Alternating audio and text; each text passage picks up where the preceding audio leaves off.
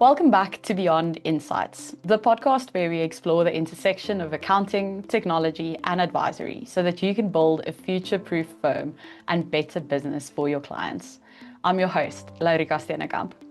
Today, I'm joined by someone who has probably influenced your thinking, even if you've never met her, Geni Whitehouse. Geni is a CPA, a CITP, CSPM, an award-winning keynote presenter, the president of the Information Technology Alliance, and the founder of the Impactful Advisor, where she helps accountants shift from compliance to confident advisory through storytelling, financial fluency, and heart. She divides her time between consulting with wineries in Napa Valley and teaching accountants how to make boring subjects interesting, which is also the theme of her book, How to Make a Boring Subject Interesting, 52 Ways Even a Nerd Can Be Heard. She's been named one of Accounting Today's top 100 most influential people in accounting multiple times, and one of the 25 most powerful women in accounting by CPA Practice Advisor. So for anyone listening who has ever felt like just a boring bean counter or who wants to move from reporting on history to actually changing their client's future, this episode is for you.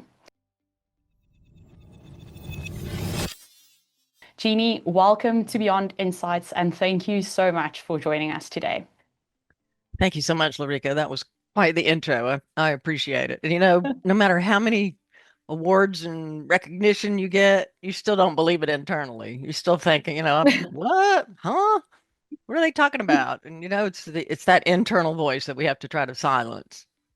100%. And I think we're going to definitely dive into that a little bit later. But I mean, looking at your LinkedIn profile in preparation for this episode, you almost feel overwhelmed as the host, trying to have so many questions, and there's so many things that I would like to discuss. So I'm very excited. But I always feel like I need to start with the origin story. You need to Okay. know where it started, where it's from. You describe yourself as a recovering nerdy introvert that has turned into a nationally recognized speaker. So, I mean, how did you start that journey? When did you first know that you wanted to be an accountant? What did those early years look like? And why did you end up where you ended up? It's quite the mystery. How I ended up where I ended up. Quite the circuitous route. It wasn't a straight line, I can tell you that. And I would have never imagined that I would end up where I've ended up at first working in Napa and doing any of the things that I do. But it started in seventh grade. I really liked math. My dad sold tax books. He's worked for CCH, which sold the paper books that had all the reference materials in them at the time. And so he went to CPA firms and he thought it was a great job. And so I got that sense. But I went to my teacher. I loved math. I went to my teacher in seventh grade and said, "What do you do for a living if you like math?" She said, "One of two things. You either become a math teacher, like she was, or a CPA." And I said, "Which one makes the most money?" I can imagine a nerdy little kid worried about money at that point. But and she said CPA, and I went, "Okay, that's what I'm going to do." And I mean, I really dialed in that that was what I was going to do, and it helped that my dad was doing it.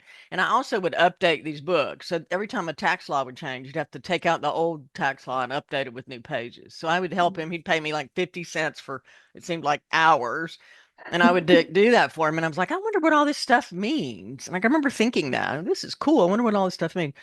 And so the combination of already knowing that my dad thought that was a good thing to do, and then she said that was where I was going to make the most money, everything I did from that point forward was to focus on getting to be a partner in a CPA firm. Okay, but Yeah, go ahead. but if your focus is so focused from such an early stage, and when did you have that moment of realization where you realize that's not necessarily what you want to do because Well, you've we read a spent all lot this about, energy. yeah, we read a lot about grit and perseverance. And Mm, sometimes you can be so focused and so single-threaded and so absorbed in the end goal that you don't pay attention to what's going on between here and there. You don't notice how you feel and how your day-to-day life goes and things like that. And so I really had blinders on. And it wasn't until I got to the goal, which took me 15 years in accounting, that I suddenly went, oh my gosh, this means I'm going to be doing this for the rest of my life. And I'm bad at it. First of all, I have to work harder than everybody else. I got an mm. award for the most hours in my firm. No. That's Yeah, not how you want to be recognized because it took me longer to get it done. Mm. And I made partner because I brought in a lot of clients because I would go out and do computer consulting on small business accounting and I would bring in a lot of business. And I really liked working with the clients and helping them fix their accounting, their technology challenges. So when I got to partner, I realized I was a tax partner and they wanted me to do tax primarily. And the other stuff was kind of a fun thing that I did all day. And I realized that this was not going to get any better. And it was the first time I went, Mm. do I like this? And Mm. no, I want to do something else. So I quit the next day. The next day. The next day, I went in and said, I woke up in the middle of the night and I just wrote this whole thing out. Like, I'm going to do this. I'm going to take these clients. I'm going to go to work for this one client and do, which had a training company that taught software, project management software. You're going to pay me for all of this. And I wrote up this whole thing. And I went in and said, here's what I'm going to do. And they were kind of like, okay. And I left. And I remember walking out of the building and it was like, these 500-pound weights just lifted. It Mm. literally felt like I was like, oh my gosh. And then I started teaching, which ended up being the thing that I should have been doing all along. But I did some teaching and then I went to a software company. I had to do a presentation the first time. I was in a role called CPA Alliances. So tech Mm. companies have a person who tries to get accountants to know who they are, basically. And so and we had resellers of our software. So I had to convince the resellers to partner with accountants. Okay. And at that time, accountants were your worst nightmare if you were trying to sell software. They're still your worst nightmare in a lot of cases. We still are. But Oh. because they would say no on a deal, Yes. especially if you had a new product that nobody knew about. Yeah. So I had to present at our conference to this group of people that hated me, basically. I surveyed them before the session. I called them up and said, tell me what you think about CPAs. And 100% of them said, we can't stand them. We don't want them in the room. We don't, and this is going to be a fun session and a fun job that I have because nobody wants to do it. And I decided that I was going to use humor to break the tension. I said, I got to do something because these people hate me. And I got a Monty Python video called The Lion Tamer and I played it, and it's all about how nerdy accountants are. I mean, you have to watch this video if you've never seen it. It's really about how nerdy we all are. And I started the presentation by saying, I polled all of you to ask you what you thought about us accountants, and 100% of you said something like this. And I played the video, and they were all laughing. And I saw the break, and they all laughed, and they were suddenly on my team. Oh. And I said, this is what you think we are, but I'll tell you what, if a client has a problem, they'll call me and not you. You need me to not say no when you're trying to sell software. So we Yeah. need to get work together. So that was the message. But the the clarity that I got in seeing how humor opened that door with that audience really changed me in a big way. And I thought, and I loved the presentation. I loved the interaction. I loved the whole energy exchange and communicating a concept. So from that point forward, I decided I need to get good at speaking. That was the thing that I should be doing. And so I started working on that path. But but I was motivated by two things. One, I wanted to do more for clients. As a profession, I Mm. wanted us to do more for clients. And Mm. I wanted accountants to get the credibility and visibility they deserve because I worked with these amazing people in my firm who Mm. corrected most of my return stuff and the impact that they were having, but nobody knew it because they Yes. were so bad about explaining it and interacting with the clients. So I wanted to help them and I wanted to help the clients. And that passion drove me to find ways to make that happen. Mm. Oh, that's honestly amazing. I mean, firstly, your math teacher was correct then in saying that you should either teach or you should be a Yeah. CPA, and then CPA Yeah. turned teacher, but now you need to learn how to It's, speak. And I think the yeah, fact that your entire thing is basically upskilling accountants to do that themselves as well, because we are generally seen as very boring people. And right.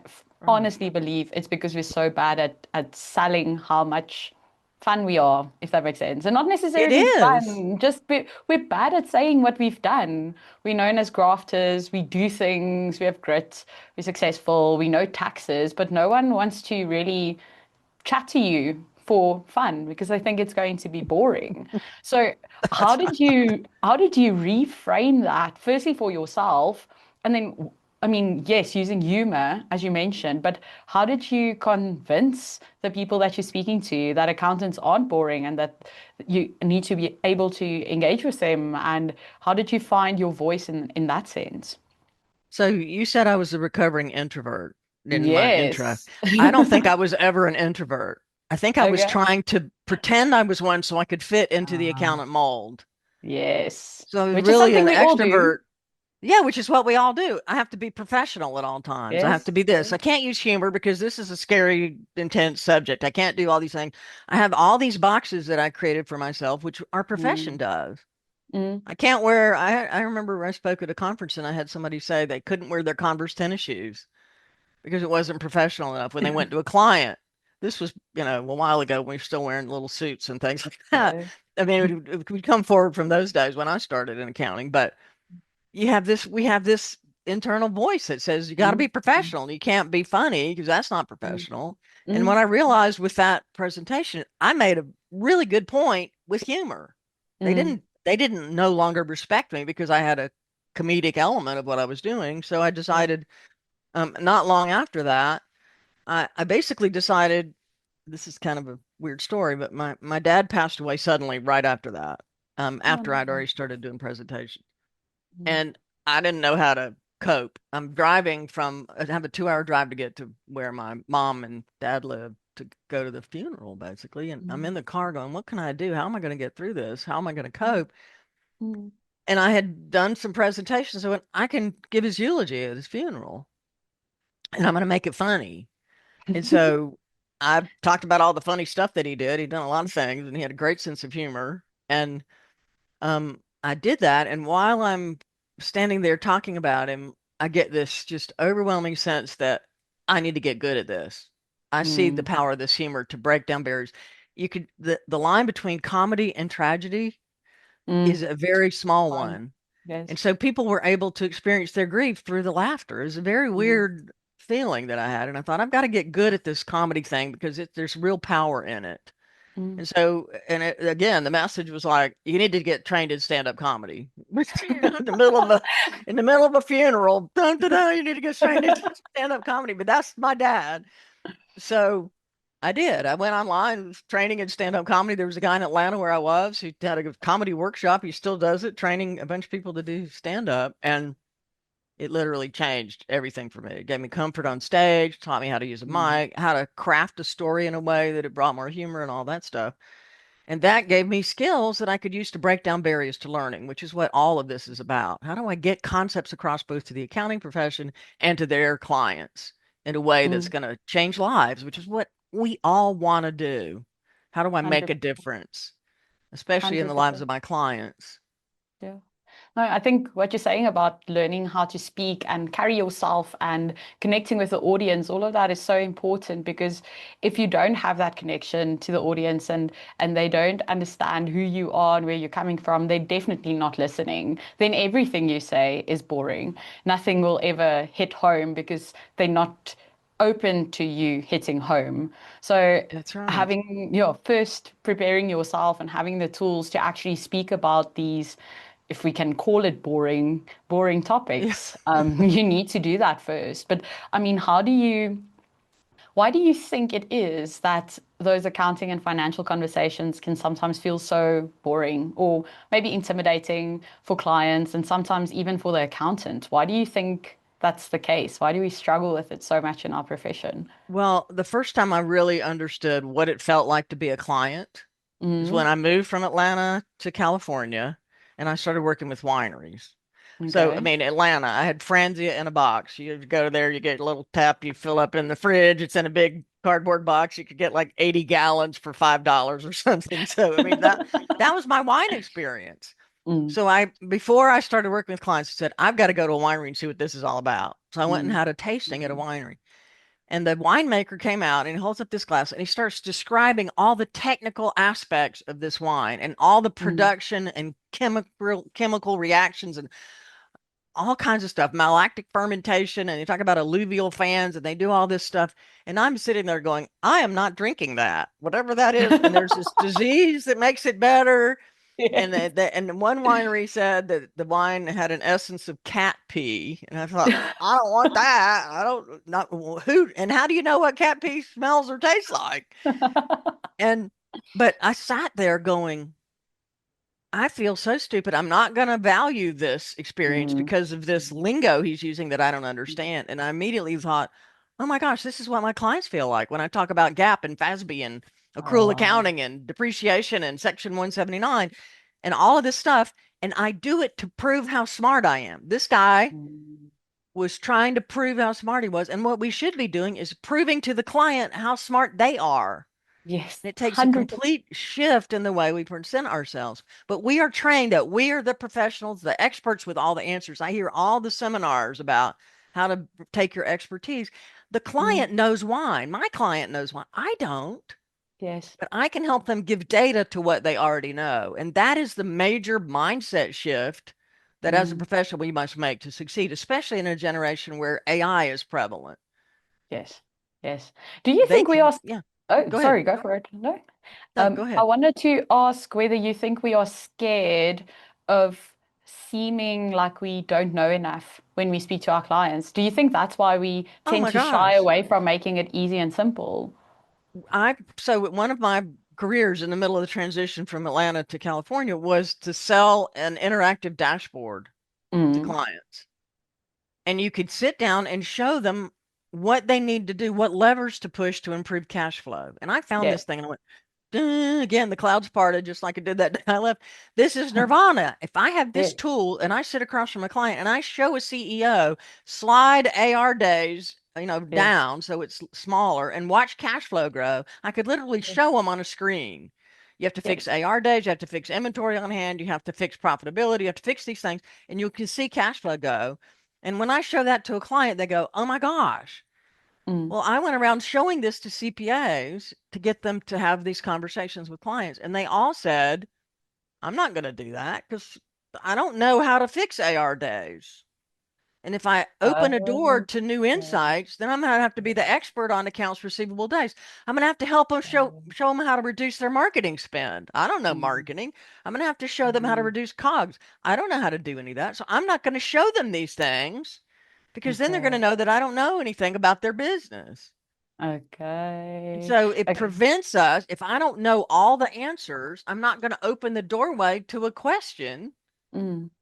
because I'm afraid of my own inability. But what I've learned is I don't have to know. They know. I have to give them a framework Yeah. in which they can find their way to their own answers. Yeah. And Yes. that's the value that we deliver. No, because ultimately, no one knows their business as well as the actual owner. They know why Exactly. the debtors aren't paying them quickly. And if you just tell them, listen, the problem here is that your debtors aren't paying you quickly, you have a very long AR cycle, they say, oh, well, let me just phone up Peter, Paul, and all of them. I know exactly who Yeah. owes me money. Let me get that in quicker, and my cash flow will improve. I completely understand Yeah. it. We are scared to be seen as unknowledgeable in certain aspects, but those aspects aren't really our jobs. That's not what advisory Exactly. is about. And if you think about it, if my whole focus, if I walked into a winery trying to prove how smart I was when in Mm, regards to their business with this mm, accent, hi y'all, let's talk about wine. Let me tell you how to do it. It's not going to work. So it really being exposed to an industry where I had no way to know the knowledge gave me the freedom to admit that I didn't know. And by doing that and mm, asking questions, not trying to mm, come in and say, once we find a tool, so we find SIFT tool that you provide, mm, we then go to every client and try to put that tool in. Almost mm, immediately. Here's a solution because this is a cool, fantastic thing. So every mm. client we go to, we're then going to try to tell them. We don't ask them what they're trying to do first. Yeah. I actually love that you said that because one of my family members, they ran operations for a while in a pretty big company offering services only. And she always said that the most important thing that everyone selling needs to know is that they sell solutions. That is what they sell. That's And that's it's right. not a technical solution necessarily. We are trying to solve the problem. But if we don't ask questions, and if we don't listen, we don't know what the problem is, and we're selling the wrong thing, and we're trying to fit something in there that we think they need, but we haven't spoken to them about their actual needs. And I mean, how do you solve for that? What can you do from a This is what, so communication perspective? during the course of trying to sell that dashboard tool that I couldn't Mm, get accountants to buy because they were uncomfortable with their skill set and their knowledge. They yes, didn't have a checklist that helped yes. them figure out what to do when the client said, I need to improve AR days or reduce inventory on hand or something. And so Mm, I went in search of a tool that did that. I searched for yes. training and methodologies that I could teach so I could sell this software. And I found level 5 training, which is what I now Mm, use with wineries and what I acquired the rights to with the Impactful Advisor. It tells you mm, what to do. These are the questions you need to ask. Here's how you ask different questions. And it's got a little mm, bingo card for one of the tools. And you ask them what works, what doesn't work, and what their ideal outcome is in 5 areas of the business. By the time mm, you have asked all of that and filled in this little grid, you're sitting across from them and you're like asking them questions and you fill this grid in, you've got a complete picture of what matters to that client. mm, And I don't have mm, to know anything about it to capture that and to say, well, it looks like this is your problem. They go, yeah, it kind of feels like it. mm, And then you can say, well, let's think about what we can do to help you figure it out. And how can I document it, give you data, bring your team in and understand what they're doing that's causing this problem. And then you can yes. work on figuring out how you want to solve it. Yes. Okay. But So essentially, you're doing a root cause analysis so that you can turn the data that is already available. I mean, we have massive amounts of data nowadays. It's sitting more there than we know. Yeah. more than we know, more than we need almost, because we cannot Yeah. digest it. And you're That's turning right. that data, all those data points, into information that's actually valuable based on what they deem necessary to the business. That's right. And if you think about a Okay. traditional accountant, we come in with an idea of what they should do. Their goal should Yes. be profitability, right? It should always be 100%. focused. And I Yes. have Profit, clients, they don't, profit. that's not their focus. It's cash Mm. flow or it's Yes. long-term equity growth or it's, legacy building. It's completely different than profitability Mm, in the short term. mm, But we know that's a critical indicator, but it's only one of many. And so by yes. finding out what they want, like I had a client yesterday that wanted help with the recruiting of CFO, Mm, wanted me to review resumes. And my inclination was to just jump in there and say, this is the right one. And then I went, wait a minute. So I called him up and said, what's the growth pattern for, what are you trying to build to mm, in your company?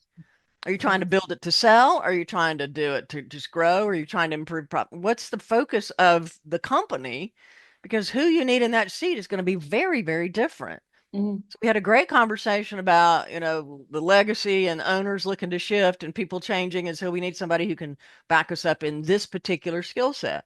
Very mm, different from what you might think you need, which mm, is, a gap heavy accountant who mm, knows mm, SEC filings. This is yes. a small business. They're not doing that. So they want something else. But Mm, that inclination, because I have years of experience and knowledge, I want to pour it on you. And most of it bounces off if I do it that way. But if I will just listen and to hold myself back from solving and get the mm, information out on the table and let them see it for themselves, like a good therapist does. yes. You go to the therapist, Laurika, and say, I'm having trouble with my spouse. They do not immediately go, well, sounds like you need to divorce him in the first 5 minutes and, give me $1,000 for the session and go on. That's not how it works. It's let me ask 100%. you a bunch of questions so that you can eventually go, oh, wow, he's not so bad. Maybe it's me, by the end Mm, of 12 months of therapy. But yes. that's exactly what we're doing with the client. We're helping them find their way to their own answers. And No, it's really fun when you see the lights come on. I wanted to ask you just now when you said it's really fun because I think I'm loving this chat. I fully agree with everything. It's that whole aspect of education as well. You're educating yourself, you're educating the client, you're just showing them the things they already know, repackaged in an accounting way, if Yeah. that makes sense. As you Yeah. said that when the light goes on, you love that. But what is your favorite part about this aspect of your job, about working with these clients and understanding all these businesses?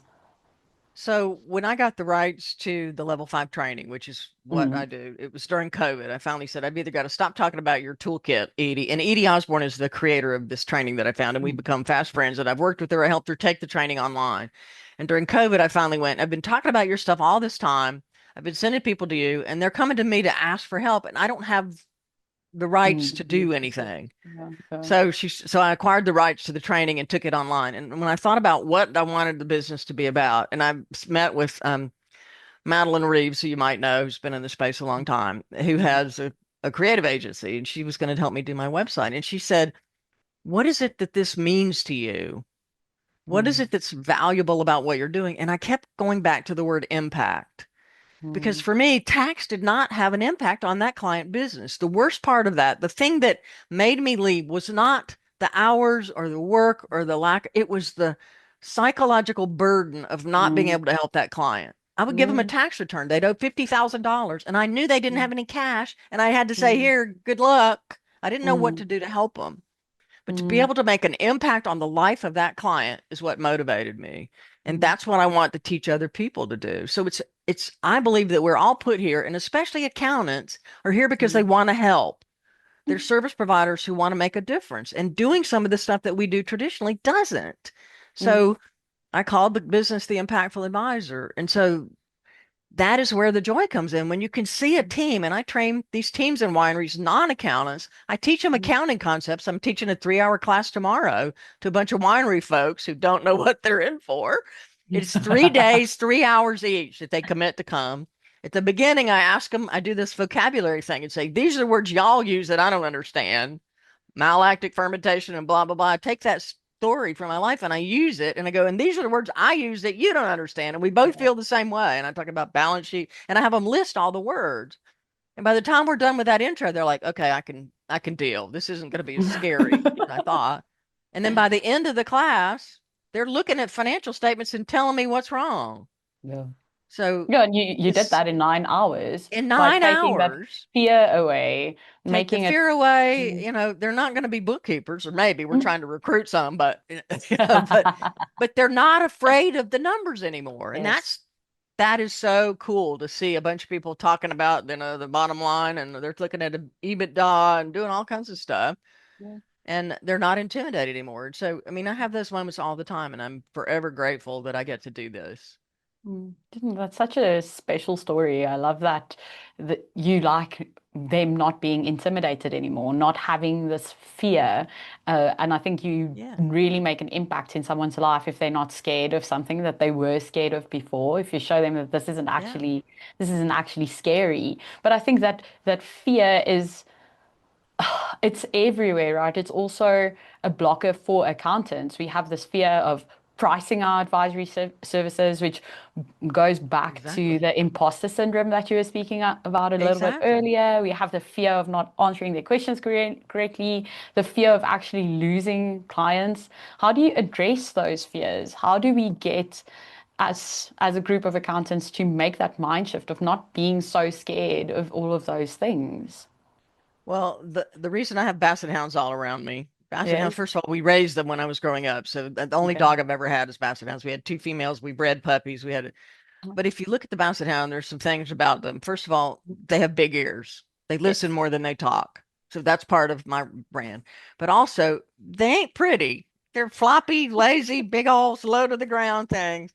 And the moment I learned to embrace who I was, my inner Mm. basset hound, was Mm. when I was released from the fears. Like, you know what? I might be a dumb redneck from South Carolina, but I am going to help these people make sense of the numbers. And I'm not intimidating, right? If Mm. I can do it and I can make this information relevant to you in a way that doesn't scare you or turn you off or make you go, oh my God, these are numbers and get away from me, then I Mm. can help you learn to apply the numbers. And so for me, advisory is about helping the client move the needle forward in the direction of their dreams. And if I can do that, I'm happy. And Yeah. I really believe that there's magic in the numbers. I Mm. think the numbers are magical, and I want to release the magic for people so that they can apply it in doing, as I Mm. said, and making things happen in their own lives. And Mm. so you overcome the fear by caring enough about the client to want to do whatever it takes to help them. That's how I've overcome the fear of public speaking and everything else. The passion inside to do something that mattered silenced the fear. And I Mm. embraced the Yeah. inner basset hound as part of my, I did a TED talk on that, leading from within, the basset hound versus the Mm. nun. So the basset Mm. hound comes up, but it reminds me every time I see that thing behind me, it's like Be who you are, not who you think you were supposed to be all those years. Oh, I love that. Be who you are, not who you think you are supposed to be. I think that is very powerful because the moment that you accept yourself, other people accept you more easily because you're not scary Exactly. anymore. You're not pretending. You come across as very authentic. You're just trying to help them, and it becomes something of a we're going to learn together. I'm going to teach you That's the things that I know, and there are going to be things that I don't, and you're going to teach me things. And if we don't know, we're going to figure it out, and we're going to together move the needle closer to your dream. It's just I that's right. love that as a description for advisory. Advisory is That's something it. we speak about so often, but so few Exactly. there isn't really a proper definition, right? We're providing advice, we're doing something. Some people think of it as Yeah. consulting or taxation or whatever it may be, but Yeah. this moving closer to your dream, how do you actually get there? It's almost like a life coach, but for your finances. That's sort Well, of it's that linked to is that therapy thing. we've always been life coaches. We just Yeah. never embraced it. And we also did it in a way that I think pushed clients further away from us because Mm. we'd use this vocabulary because we had all these words at our disposal. We were trained, we spend so much time with this technical information. We want to show you how smart we are. Again, that's why I wrote the book. We might be Yes. nerdy, but we can be heard. And in order to be Yeah. heard, we have to break down the nerdy stuff in a way that it resonates with other people. And we're boring by association. I mean, tax code. Oh my gosh. But I mean, I pulled out in one of my first presentations, I did a sales tax presentation. Sales tax in the Mm. US is Yes. ridiculous. And I 100%. and I did a whole thing on all the stupid sales tax rules. So Mm. a big marshmallow has one Mm. tax rate. The big and the little baby ones are treated as candy and have a different rate of tax. The No. big ones are like a cooking thing, or it's one way or the other. The big one, but the fact that you have to know if it's a big marshmallow or a little marshmallow to figure out the tax rate is Yeah. the kind of insanity that we deal with every day.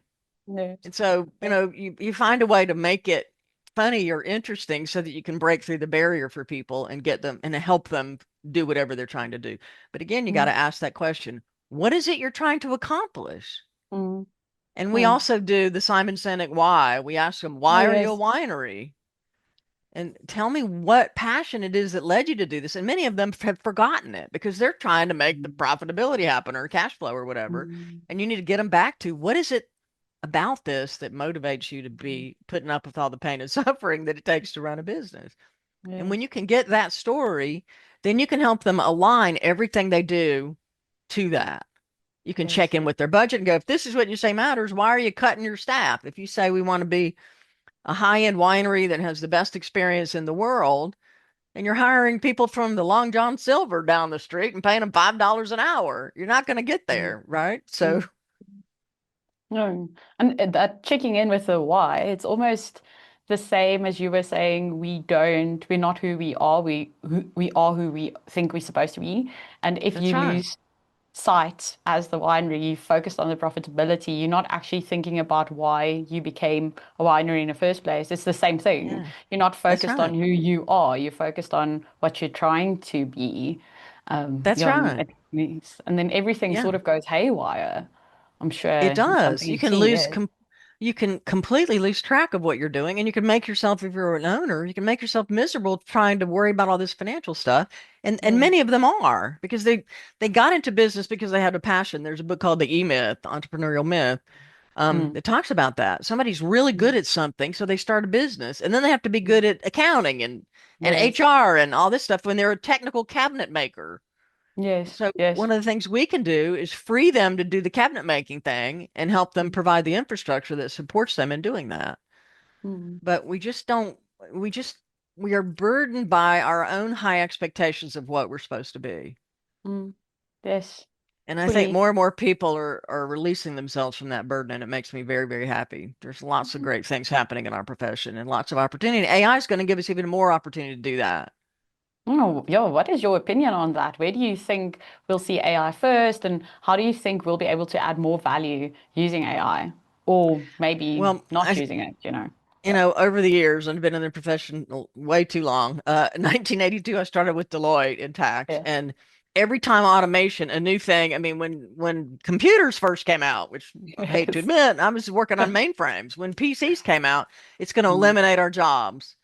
Um, when cloud came out, going to eliminate our jobs. I mean, every technological advancement, we have this terrible fear that it's going to eliminate our jobs. And Mm, what it's going to do is change our jobs. And in mm, every case, our communication and people skills have become more and more important. And this is the mm, time where we have to adapt and use those skills that we have. And if we don't have them natively, get trained in communication. I mm, wish I'd known that that even mattered earlier on because I was too busy getting the technical stuff down and trying to mm. get it down. But the ability to translate is going to be even Mm, more and more important. So AI is going to say things like, the slider that I was talking about, the dashboard. I'm going to yes. put the spreadsheet in there, and AI is going to say, you need to improve your AR days, which is exactly what I'm showing them without AI. But Mm, when I go, well, how do I get that done? It's going to go, well, you need to collect faster. And how do I get that done? mm, Uh, And that's when you've got to get the teams in the room and say, let's look at the process of what we're doing. Let's document it. mm, Let's talk about where the bottlenecks are. And let's figure out amongst ourselves what we need to do to improve this thing. And that's where we're mm, going to have to become facilitators. And that's mm, standing in front of the room, admitting not having to know anything other than how to guide a group in a conversation. mm, mm. And Which that's is the one of the same. skills that we teach is how do Yes. we get the teams to make the change doesn't happen with the owner. I can tell the owner your AR days are bad. You need to collect faster. You need to send invoices faster, more closely related to the services. I can dictate using AI a bunch of stuff, Mm, but I got to get the teams in the room to find out what's really happening. yes. And then Yes. they need to decide what they're going to fix, not me telling them, not the owner dictating that we're going to measure this Mm, thing and you're all going to be punished if you don't achieve it. That's how we normally do advisory. I'm going to give you a KPI and then I'm going to use it as a weapon to punish the mm. teams. And that Yes. doesn't work. No, or it leads to an outcome that you didn't really want. That's People right. do what you pay them for. So whatever you are Yeah, incentivizing, they will end up doing. And it sometimes goes into the other direction completely. You wanted to that's right. enact behavior one, but now behavior two is sort of a effect of that behavior one Yeah, that you force on them. And I think if you're on the ground and you're actually in charge of the process or you're running the process, you have to take that accountability and responsibility for the process. And if you get to choose how it works, you're also exactly. obviously more likely to stick with it. And if you get to decide what we're going to count. So we Yes. do the process map. Everybody's in the room. They see where all the bottlenecks are. It's real obvious when you have people start talking. Oh, yeah, I take this report. And then I send it to that person who retypes it, who sends it to this person who retypes it in a different format, and who retypes it. I mean, I've had these Yeah. conversations and everybody goes, Yeah. oh my gosh, why are we doing this? I didn't know you Yes. needed that. And I didn't know you need. And then I Yes. say, okay, what are we going to measure to fix this? What's the problem? What's the rate of invoices getting out, for example? Mm, What do you want to count? What aspect of mm, this is the action that's causing the problem? And then what metric can we put in place to capture it? They come mm, up with it. Now they're all mm. going, oh, let's watch this and see what we can do. It's totally Yes. different when you can do that. Yes. So AI is going to give us more opportunity to get into a place where we can actually make a difference if we Yeah. leverage it properly. Measure what matters and get That's them right. to sort of subscribe to it. Yeah. Totally get And it. I think what we're seeing in the advisory space is most people are creating financial KPIs, Mm, like yes. average day sales outstanding, which is a Yes. financial statement metric. That is not where you improve it. You don't improve a Mm, financial metric at the financial statement. You improve it at the operational level. And I we're agree. not comfortable with that because we haven't been trained in the past to go Mm, into operations and look at all the moving parts that drive that negative outcome. But we're getting yes. there. We're getting there. And I think, as you said, the moment we admit that we don't need to know the exact operations of a business to help that business improve operations, Yeah. it's more freeing. It's a more positive environment for you to function in the advisory space. Okay. So we have good first steps Yeah. now. We need to be trained in communication. We're going to act as facilitators. But if Yeah. someone listening would like to change just one thing about how they run these sessions and their client meetings and digging into the actual problems with the people they advise, what do you think they should do first? Ask a different question. When you sit down with a prospective client, the first question Mm. you should ask an owner is, where do you go to see if your business is on track?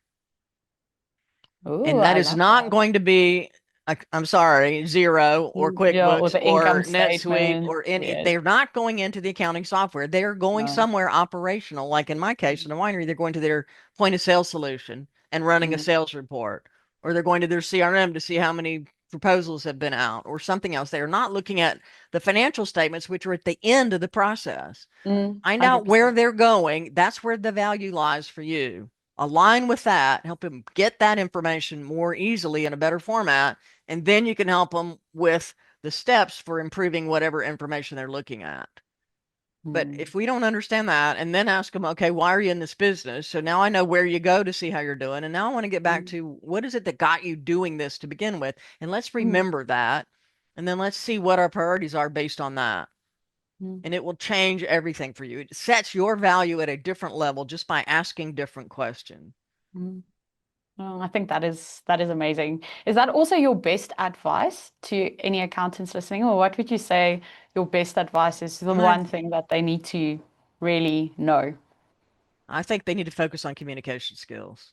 And Okay. they need to decide who they are really at their core, Mm, not try to force themselves to project some image that they think is what they have to mm, project, and really spend a lot more time listening than talking. mm. No, I love that. Such a good summary. Something that I will go write down for me as well. And I think it's such a good exercise. If you're an accountant, I'm not currently in advisory, but just thinking about the type of accountant you want to be, which actually is also the type of person you want to be. Where do you want That's to right. add value? Who are you? What do you define as Basset Hound? And how are you going to use that Basset Hound aspect to be better at your job? Because that's essentially what we're trying to help, as you said. And we all have different skills. And I think sometimes that we're so focused on improving our weaknesses that we forget that our strengths come naturally to us and we naturally gifted at it. And if we just spend the same time improving our strengths than we do trying to make our weaknesses, I don't know, less bad, we would probably Yeah. get further. We just have that Yeah. mindset. If half of your brain is focused on going, oh my gosh, I have to be smarter, I have to prove that I'm have to prove, and this is true of presentations. If you look at Yes. most of the presentations, the first 5 slides are proving how smart I am, right? Yes, Here's my background. credentials, here's my Yes. software logo, all the clients that are on my software. Every presentation is proving. I start off by showing that I don't know anything with that Mm, vocabulary thing. These are mm, all the scary things y'all say. I like the mm. fermentation Gewürztraminer, which I never order because it's too hard to pronounce. I always go to Chardonnay because I can say it. I show them here. I ain't that smart. I can't even say what y'all know. Mm, And here's mm, stuff that makes me sound smart, but I'm going to make you smart because you're going to understand these terms. You just think about it. mm, Half my brain is going, I got to prove that I'm smart. When I stand up on the mm, stage, I got to prove that I'm smart. When I go up there and go, I want to prove to these people that they are smart, that they can mm, do it. If I can do it, I'm dumb old redneck with basset hounds all over my slides. Y'all can do it too. And we are mm, seeing so many people like the dancing accountant. We're seeing Cindy mm. Schroeder embrace her Disney fetish that she has with her mouse ears everywhere. We're seeing people embrace some aspect of themselves and by Mm. virtue of that, connecting with people. Yes, That is the ultimate goal. yes, But we've got to yes, find whatever connection. our equivalent of the basset hound is. I don't expect Yes, everybody to be basset hound people. yes. Although if you are, I'll send you basset hound socks because I have some. I had my son design some, and my daughter produced basset hound socks at one time. She had a That's sock business. So, I amazing. mean, I got the socks, I got the pictures, I got them on my book. They're on my slides because Yes. they remind me that I am free to be who I really am at my Mm, core. And mm. only then am I going to make a difference. Yes, really. And I think we connect so much better with people who are themselves. And it doesn't, I don't necessarily have to connect with the Basset Hound, but for Yeah. example, the Disney thing, if I have a Disney Yeah. thing and you are Yeah. comfortable with your Basset Hound thing, I can be comfortable with my Disney thing and we That's can right. We're all actually meet free. each other. Yes, we're all And my free. friend with the canvas shoes is now a speaker too. She's done this, Mm. all kinds of training and things and releasing her inner canvas or converse. And so, and not because of me, but it's just happening. We're all suddenly realizing that we don't have time to try to create the version of ourselves that we think we're supposed to be. And nobody wants that anyway. Who are you really? And how can I connect to you person to person? And AI can't do that like we can. That's so true. Well, I think on that note, that's brilliant. Lots of food for thought. I would like to ask you some rapid fire questions now because we Okay. always end with a little bit of a rapid fire round. So short Okay. questions, short answers, obviously no pressure, but there hasn't been any pressure. We're all just authentically ourselves here. But if you would have to name one book, obviously besides your own, which we will all go read, that you think that every accountant should read, what is it? The first book I would recommend, the one that I discovered that helped me understand communication, is called Even a Geek Can Speak, which is I love where that. the idea for my Even a title, nerd. Even a Nerd Can Be Heard, came from. I met this guy as a lawyer. He's trained speaking, he teaches speaking in Atlanta by Joey Asher. Life changing for me. But the second book would be Firm Forward by Edie Osborne, who developed the training that I have. So two books. But Even a Geek Can Speak. It's written in a funny, cute way, but all kinds of great insights about how you communicate. And then Okay. the Firm Forward with level 5 information. And it's a fable. It's a fable about, a CPA firm and how people are trying to do advisory. So Oh, those are my two brilliant. books. Excellent. Added to the list. What is your favorite non-accounting hobby? I love that question because I mean, what accounting hobbies could you possibly have? Tell us that as well. What is your favorite accounting related hobby and your Uh, favorite non-accounting hobby? Other than playing with my abacus, which I do regularly, my favorite thing, I like to hike. I'm a hiker. I like to go Ah. explore, and walk around, and I'm in a beautiful area in the foothills of the Sierras. Now, I just moved from Napa. I still Mhm. work remotely with wineries. I'm 2 hours from Napa. I go there whenever I need to, but I'm now in the foothills of the Sierra Mountains, close to Lake Tahoe. Beautiful area. Just hiking, it just makes me happy. I like being outside. That's good. I mean, on that note, follow-up question. What is the most beautiful place you've ever hiked? Uh, probably there's a place called Mount LeConte in the Gatlinburg Mm, Mountains. It's the top of this mm. hill. You climb this mountain, and at the top they have a cabin where you can stay overnight. They feed you dinner, and then you hike back down. And you come down, Wow. and you're in the tackiest town with a bunch of gift shops and like cheap touristy stuff. But this Yeah. mountain and the view from this mountain and the climb up and the experience at the top is one of my favorite experiences ever. Oh, I love that. I will go Google it and add it to my list of places to go to. I also enjoy a good hike and I love the mountains. It's so serene always, so peaceful and Gatlinburg, lovely. Gatlinburg, Tennessee, not far from Dollywood. So you can make it a double trip, Laurika, and go to Dollywood, and then you can climb the mountains at Mount LeConte. It's a very big contrast between the two experiences. Well, a trip to the US has been overdue for me, so I will Oh, come do yeah. that and I will also be sure to visit you. It would be You absolutely better come see lovely me. to Love do it. that. Yeah. Well, Jeannie, thank you so much for spending some time with us. I've learned so much. I love how so much of what we've discussed comes back to questions and being curious and just communicating really well. I think it's been really insightful. And thank you so much for your time. It's been an absolute pleasure, Laurika. Thank you so much for having me. Come Of see course. me. I will do so. So, for anyone who wants to go deeper, you can find Jeannie's work and her speaking schedule at geniewhitehouse.com, and her advisory training and resources are live at theimpactfuladvisor.com. And also remember to check out her book. We will link all of those in the show notes.